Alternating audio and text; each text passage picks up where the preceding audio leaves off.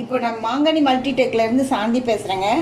இப்போ நம்ம டிஃபனுக்கு இட்லி, தோசை, ஆப்பம், இடியாப்பத்துக்கு தகுந்த மாதிரி ஒரு டேஸ்டியான ரொம்ப அற்புதமான ஒரு சிக்கன் குழம்பு தான் பார்க்க போகிறோம். அதுக்கு வந்து குக்கர் வச்சு எண்ணெய் ஊற்றி வச்சுருக்கேன். ஒரு 50 ml எண்ணெய் ஊற்றிருக்கேன்.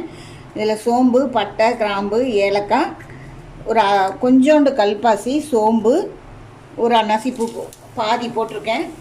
அதை எண்ணெயில் போட்டுடலாம். அது பொரிஞ்சு வந்த உடனே நம்ம வெங்காயத்தை போட்டுடலாம். நான் வந்து இப்போ ஒரு 1/4 கிலோ சிக்கன் தான் எடுத்திருக்கேன். அதனால் நான் கம்மியாக போடுறேன் வெங்காயம்.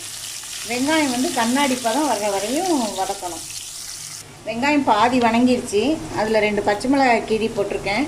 கொஞ்சம் கருவேப்பிலை, ஒரு கொத்து புதினா, ஒரு கொத்து கொத்தமல்லி போட்டு இதில் எண்ணெயிலேயே வெங்காயத்திலேயே போட்டு நம்ம ஒரு வதக்கிக்கலாம்.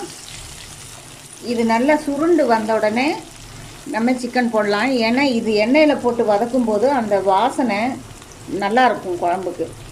இது வந்து 1/4 கிலோ சிக்கனை மல்லித்தூள், மிளகாத்தூள், இஞ்சி பூண்டு பேஸ்ட்டு, கரம் மசாலா, தயிர் கொஞ்சம், தக்காளி, கருவேப்பிலை, கொத்தமல்லி, புதினா, உப்பு எல்லாம் போட்டு ஒரு 2 மணி நேரம் மேரினேட் பண்ணி வச்சுருக்கேன். இதை வந்து நம்ம இதில் ஊற்றிடலாம். வெங்காயம் வதங்கிடுச்சு.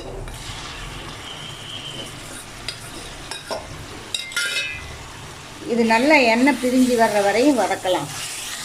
சிக்கன் வதங்கிறதுக்குள்ளே ஒரு 2 டேபிள் ஸ்பூன் தேங்காய் துருவல், ஒரு 4 முந்திரி பருப்பு, ஒரு 1/4 ஸ்பூன் கசகசா, 1/4 ஸ்பூன் சோம்பு, ஒரு கிராம்பு, ஒரு சின்ன துண்டு பட்டை, ஒரு சின்ன ஸ்பூன் அளவுக்கு பொட்டுக்கடலை ஆப்ஷனல் தான், போட வேண்டாம். இல்லை முந்திரி போடுறதுக்கு எங்களுக்கு விருப்பம் இல்லை அப்படின்னா முந்திரி அவாய்ட் பண்ணிவிட்டு பொட்டுக்கடலை 2 ஸ்பூனாக போட்டுக்கோங்க. இதுக்குள்ளே இந்த மசாலாவை நம்ம அரைச்சி வச்சுக்கலாம்.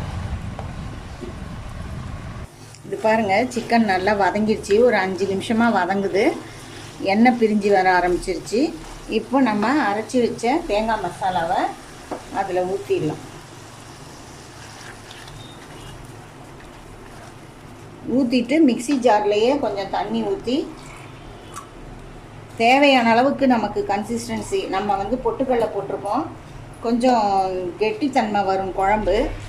அதுக்கு தகுந்த மாதிரி நம்ம குக்கரில் வைக்கிறோம். அதனால் அதுக்கு தகுந்த மாதிரி தண்ணி வச்சு உப்பு காரம் செக் பண்ணிக்கணும்.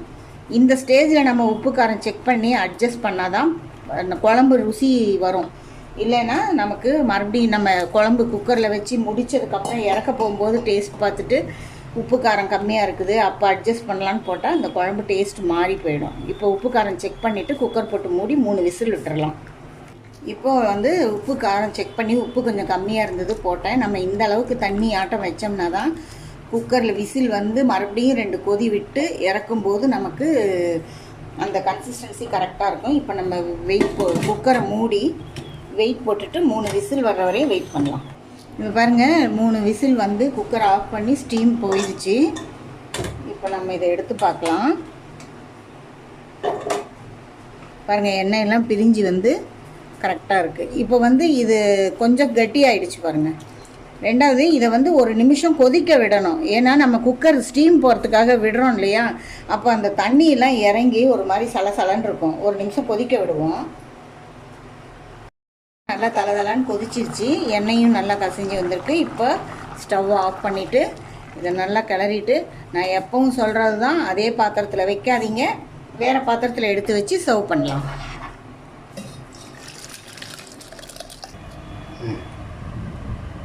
இப்போ நம்ம சுவையான ஒரு சிக்கன் குழம்பு ரெடி. அதை வந்து இப்போ நம்ம ப்ரெசன்டேஷன் பண்ணுறோம். இதை எங்கள் வீட்டுக்காரர் தான் சாப்பிட்டு டேஸ்ட்டு சொல்ல போகிறாரு. உங்களுக்கு இது ரொம்ப பிடிச்சிருக்குன்னு நினைக்கிறேன். இதே அளவுகளோடு நீங்கள் ட்ரை பண்ணுங்கள். அப்புறம் எனக்கு கமெண்ட்டில் சொல்லுங்கள். மாங்கனி மல்டிடெக் சேனலை சப்ஸ்கிரைப் பண்ணாதவங்க சப்ஸ்கிரைப் பண்ணுங்கள். ஆளுங்கிற பட்டனை தட்டி ஆளுங்கிறது கிளிக் பண்ணிங்கன்னா தான் உங்களுக்கு நான் போடுற வீடியோஸ் உங்களுக்கு உடனுக்குடனே வரும். இப்போ எங்கள் வீட்டுக்காரர் டேஸ்ட் பார்த்து சொல்ல போகிறாரு, பார்க்கலாம்.